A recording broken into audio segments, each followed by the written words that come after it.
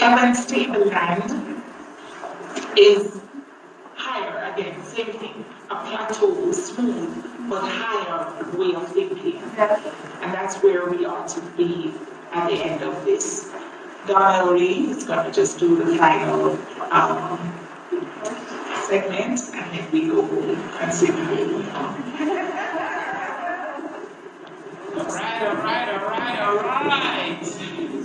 We have all the panelists here.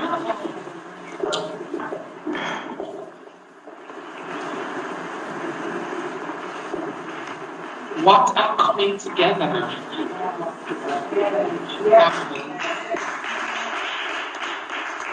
Give Dr. Rashida a round of applause for me.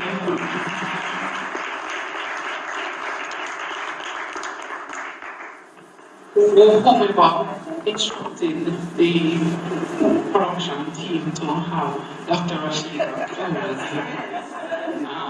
got the right instructions. I mean, when we signed up for this conference, when we got called to participate in this conference, I am sure none of us expected this. Not a clue what we were coming for. For me, I just thought it was just going to be one of those business conferences. We talk about money and all those things, and really is that, but it is so much more.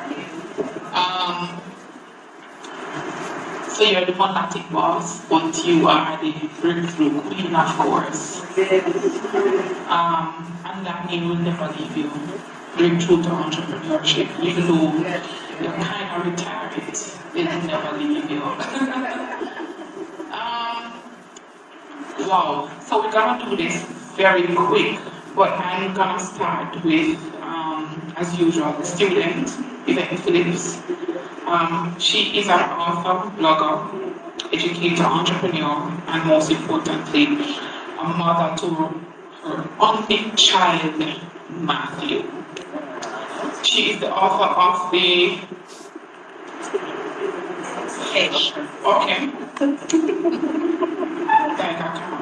The Tale of Princess Alicia. It's also an activity book. Tale of the Princess Alicia activity book. Yvette is also the CEO of the e-commerce business, Paddy Mart.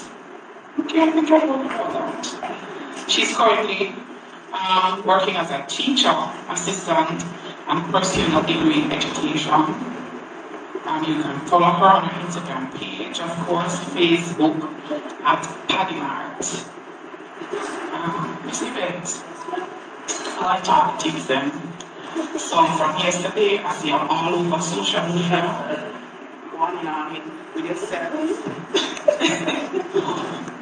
I keep doing this, but I think I'm supposed to go to people an expensive money.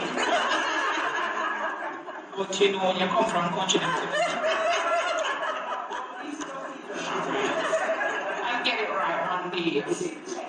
So Yvette, you've been going on yourself in people in a nice hotel, straw hats and floral frock,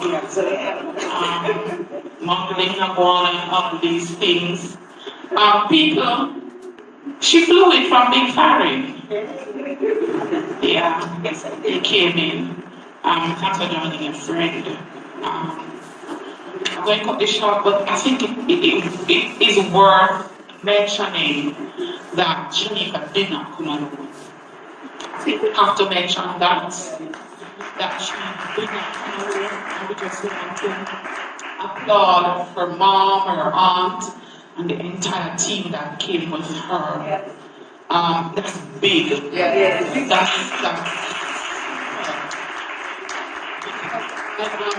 I'm sure that if you did not have a team with you, you probably, it would have been harder. And so we really want to acknowledge all those persons that are here with you. I want to quickly acknowledge you. I can't call her name properly. Tianja. Production. Tianja, please stand.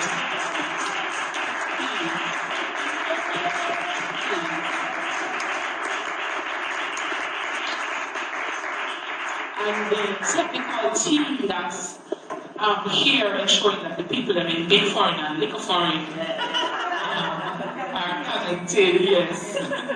That's so big. Let me come to you, Yvette. I want you to just tell us more about your book. Who is Princess Alicia? So Princess Alicia came about because I normally tell my son made-up stories at night. So one of the nights while I was telling him the story, I was like, why not just write the book? It took me 9 years. And like Shanika, I was fired from a job after being there for 17 years. 2 months after I got laid off, I finished my book. Wow. 2 months. So this firing thing is a trend. It's a nice trend. Listen, remember, when God has a plan for you, there's nothing nobody can ever do to stop that. But I can tell you this, that I wrote my book. I was in touch, well, Shanika and I go way back, but we're not going to talk about that today. But when I finished writing my book, I was discussing with her about publishing it. And it so happened that she had all the connections. As a matter of fact, she never mentioned it, but she recently published her daughter's last book. So she has that too as a publisher. So anyway, I went to a meeting with her, and I just went as a support to her, but I came back an entrepreneur. I had my website, I was so excited. But you went in as and came out as? Exactly. And as I mentioned before, God has a plan. So He laid that foundation for me where I could actually sell my books. My book launch was huge, and she was in charge of that. And my website was used to pre-launch my book, to sell my book, and I started out as selling children's books, but that was not it for me.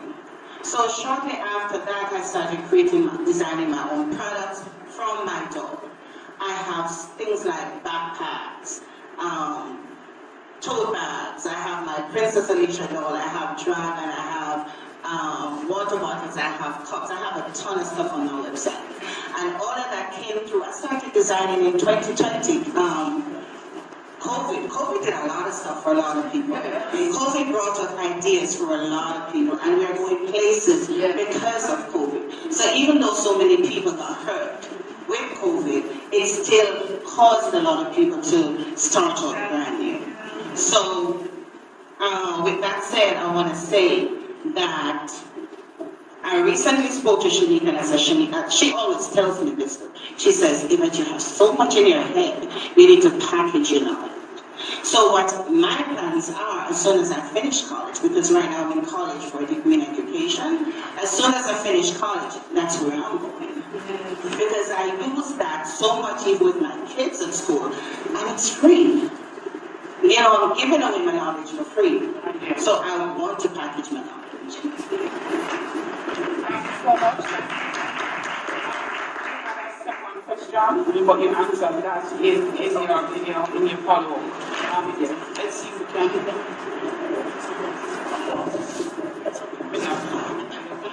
Do it again by habit. Thanks very much.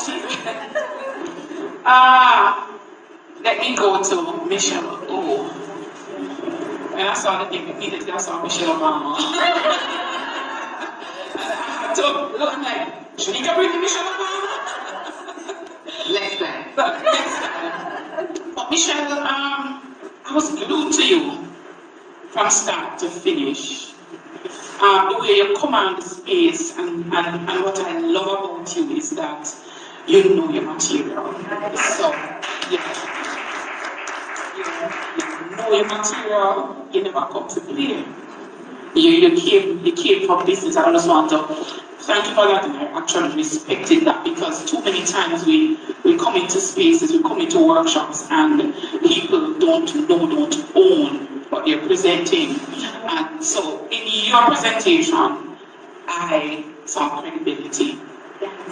You represented integrity as well. So I could actually see that you're not only presenting what's on the slide, you are very intimate in what it is that you gave us. And I have to mention that. But let me ask you, how has your personal growth contributed to the growth in your business? Is there a connection? Girl, you don't stop.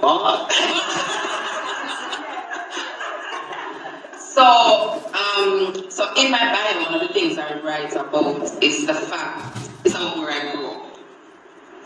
So So I'm from the inner city, like proper inner city, like boardhouse, 2 room there, so toilet at 20 feet down there, so kitchen out there, so bathroom out there, so, right?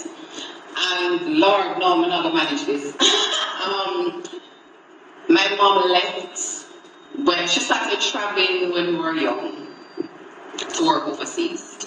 And I remember like it was yesterday. No, I need to sue. I can't manage. I remember like it was yesterday where I was doing common entrance, and I remember the taxi driving out the lane with my mom.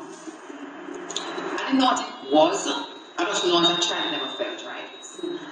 And I vowed to myself that I wasn't going to bring a child into this world until I could take care of the child.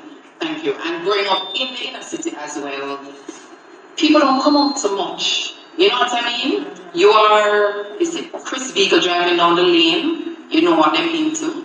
Or the girls getting pregnant. And even with my mom leaving, you know, a person never expected much of us. And so at that time I was like, education is the way out.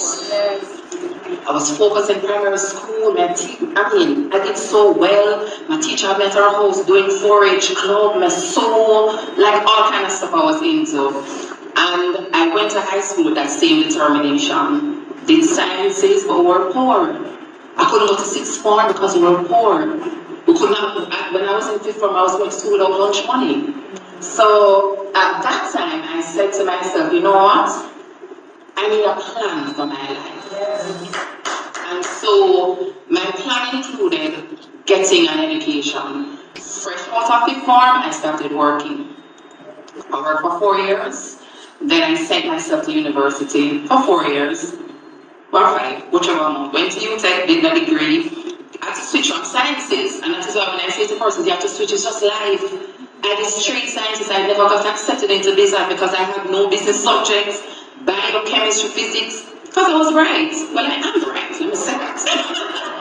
You know, but I was poor. And so I did my degree, still working. I was living somewhere, I moved to Portmore so I could share a room with a friend because I wanted to do my master's. I did my master's, was valedictorian at the University of New Orleans. And then after that, when I was doing my first degree, I was doing finance. And I'm like, oh, I need to work at a financial institution. I took a job in 2005 that was paying me $300,000 less than what I was getting in government because I wanted to pursue finance. So when I talk about change and doing a strict switch and taking a risk, it is something that I have lived. And so when I took that job to become a call center agent from being a supervisor, JMB never even want to hire me because the frick that you're going to take this demotion, how is it going to affect you? So when I talk to business owners and I say to them, take a risk at this. You don't know what it's going to turn out. If you feel it in your gut, go ahead and do it. I went to JMB in 2005, did an interview, working call center. I left JMB last year, December, after working there for 17 years as their group strategic planner. And I did one interview. Every other promotion I got is because I showed up. So when I say to persons, show up for your business or show up for your life or take a risk or have a plan. That's why everything for me is about planning and goal setting. I have lived it. I plan out my education, I plan out the steps I'm going to take. Maybe nails are here now, when I do my degree, none of that never go on. I know how to tighten for a goal. So you want to launch that business, you may not be able to hang out with your friends or anything right now, but guess what?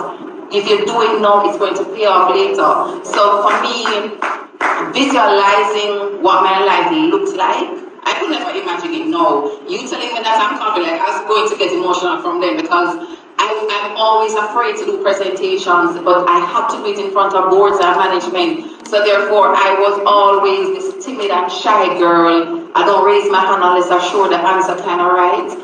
But having lived it, I can say to a person, show for yourself. There's somebody that you are influencing because I have lived it. So it's funny you ask that question because you've met me all to the person. So much. When might an hour? Mr. Mike now. Hello? You might be hello, like AT&T. One more mic. Alright, so I'm going to use the good old faithful carding mic. Stay with me. Thanks, Michelle. Thanks so much. Coach Carr, I'm coming to you because I need Dr. Rashida to close us out. Coach Carr, quickly,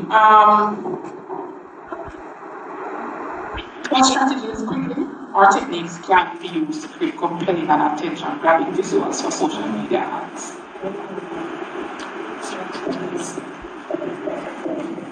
So strategies, techniques can be used to create compelling, attention-grabbing visuals for social media ads.